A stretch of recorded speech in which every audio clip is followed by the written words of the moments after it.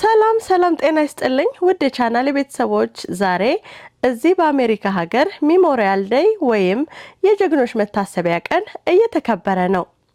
ይህ ቀን አሜሪካውያንን ከዳር እስከ ዳር አንድ የሚያደርግ ሀገራቸውን በጋራ እንዲያስቡ የሚያደርግ ትልቅ ብሔራዊ ቀን ነው። ይህንን ያየው አንድ ጥያቄ በአእምሮዬ መጣ።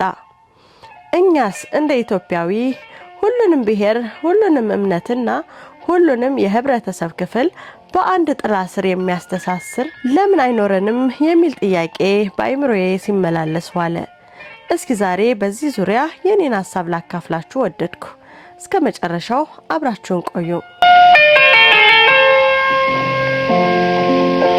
ሁላችንም እንደምናውቀው በአሁኑ ሰዓት በሀገራችን ውስጥ ትልቁ ፈተና የብሔር ፖለቲካና አንዱን ወገን ከሌላው ለመነጠል የሚፈጠሩ የሐሰት ትርክቶች ናቸው።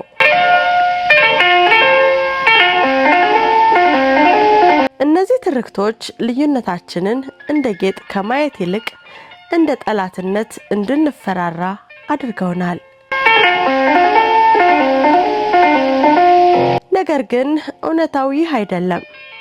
እኛ ኢትዮጵያውያን በደስታችንም በችግራችንም አብረን በጋራ ነበር ያሳለፍነው።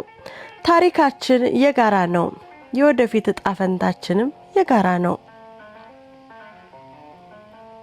እንግዲህ የቀኑ ዓላማ ይህ ቀን የፖለቲካ ወይም የአንድ ወገን የበላይነት የሚንጸባረቅበት ሳይሆን እያንዳንዱ ኢትዮጵያዊ ማንነቱን ሳይከፋፈል እኔ ኢትዮጵያዊ ነኝ ብሎ የሚኩራራበት ቀን መሆን አለበት። እንግዲህ የኔ ሐሳብ የኢትዮጵያ ብሔራዊ ቀን ምን መምሰል አለበት?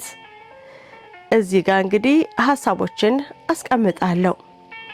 የቀኑ ዓላማ ይህ ቀን የፖለቲካ ወይም የአንድ ወገን የበላይነት የሚንጸባረቅበት ሳይሆን እያንዳንዱ ኢትዮጵያዊ ማንነቱ ሳይከፋፈል እኔ ኢትዮጵያዊ ነኝ ብሎ የሚኮራበት ቀን መሆን አለበት።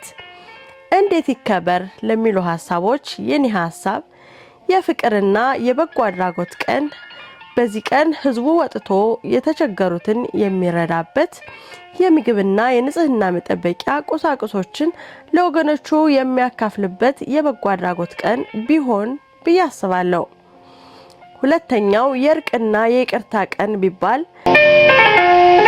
ሰው ሁኑ የሚለውን የቀደም ከአያቶቻችን ምክር በተግባር የሚያሳዩበት ጎረቤት ከጎረቤት የሚተራረቅበት ጥላቻ የሚሻርበት ቀን ቢሆን ብዬ አስባለሁ።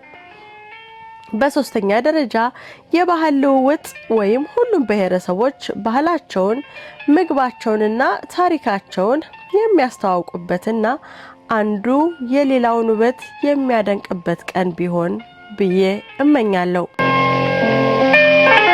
ውድ ወገኖቼ ጥላቻ ትውልድን ያጠፋል እንጂ ሀገር አይገነባም። ሁልጊዜ መልካም ሁኑ የምለው ዝም ብዬ አይደለም። መልካምነት ሀገርን ይታደጋል። ይህ የኔ የግል ሐሳብ ነው።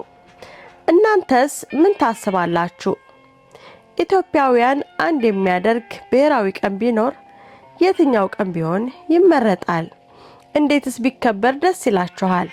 እባካችሁ ሐሳባችሁን በኮሜንት መስጫው ላይ አስቀምጡልኝ።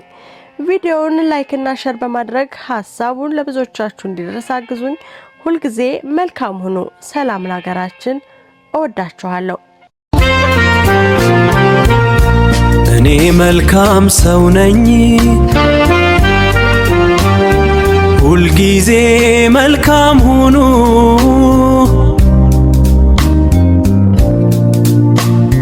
መልካም ስትሆኑ ልጄ ሆይ ሰው ሁን የሚለውን ቃል ፈጸማችሁ ማለት ነው።